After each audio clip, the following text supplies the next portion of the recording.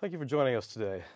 We're pleased to have with us Clayton Oiler, Director of Student Affairs Technology at Weber State University in Ogden, Utah. Clayton has been with the university for 12 years in academic support centers and programs and has developed and instituted a number of policies and procedures for all the open labs on campus as well as all the divisional departments. Clayton, thanks for being with us today. I'm sure that in the dozen years that you've been at Weber State, you've seen some changes on campus. Where was the school 12 years ago, and where's the school today?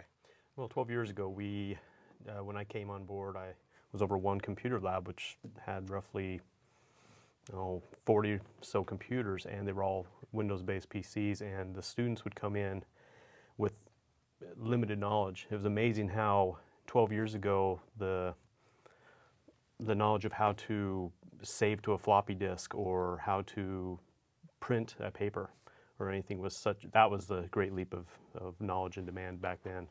And the the 3.5-inch floppies were the choice of media that people didn't know how to use. Over time, that has changed, and that's no longer the way it is. Knowledge from the students coming in nowadays are leaps and bounds above the knowledge of the students back 12 years ago in the computers.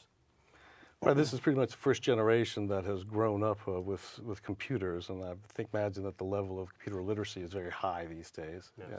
To say the least. You talked a little about change. Change seems to be one of the constants in computing on campus. I mean, how does a school keep up technologically?